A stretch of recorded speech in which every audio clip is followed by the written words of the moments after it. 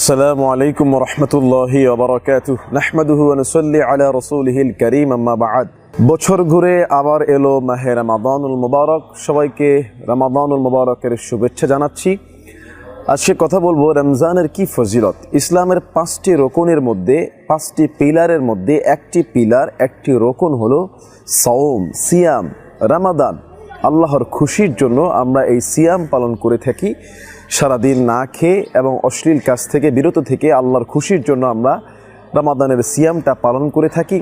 এই রমাদান সম্পর্কে পবিত্র কোরআনুল কারীমে আল্লাহ তাআলা বলেছেন, ইয়া আইয়ুহাল্লাযীনা আমানু কুতিবা আলাইকুমুস সিয়াম, হে ঈমানদাররা, তোমাদের উপর রমজান মাসের রোজাকে ফরজ করা হয়েছে। প্রত্যেক নর ও নারী, সুস্থ জ্ঞানবান ব্যক্তির উপরে, বালেগ বালেগার উপরে রমজানের রোজা রাখা ফরজ। এবং এই রমজানের অত্যন্ত ফজিলত রয়েছে। রাসূল করিম সাল্লাল্লাহু আলাইহি ওয়াসাল্লাম তিনি বলেছেন, মান সামা রমাদানা ঈমানান ওয়া ইহতিসাবান গুফিরা লাহু মা তাকদ্দামা মিন যামবিহি, যে ব্যক্তি সওয়াবের আশায় ঈমানের সাথে রমজান মাসের রোজা রাখবে, আল্লাহ তাআলা তার বিগত জীবনের সব গুনাহগুলো মাফ করে দেবে। সুবহানাল্লাহ। এছাড়াও আল্লাহ তাআলা বলেছেন, রোজা আমার জন্য, এর প্রতিদান আমি নিজ হাতে দেব।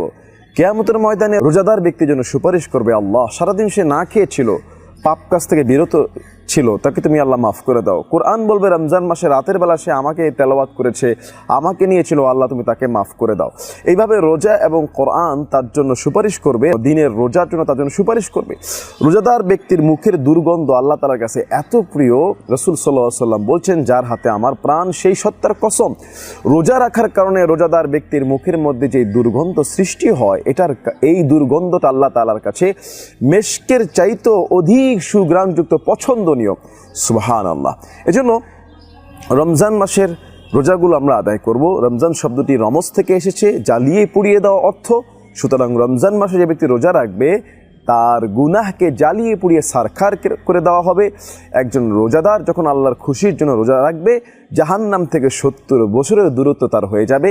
70 বছর সে দূরে চলে যাবে, জাহান্নাম থেকে তার দূরত্ব অনেক বেড়ে যাবে, অর্থাৎ সে জাহান্নাম থেকে মুক্তি পেয়ে যাবে।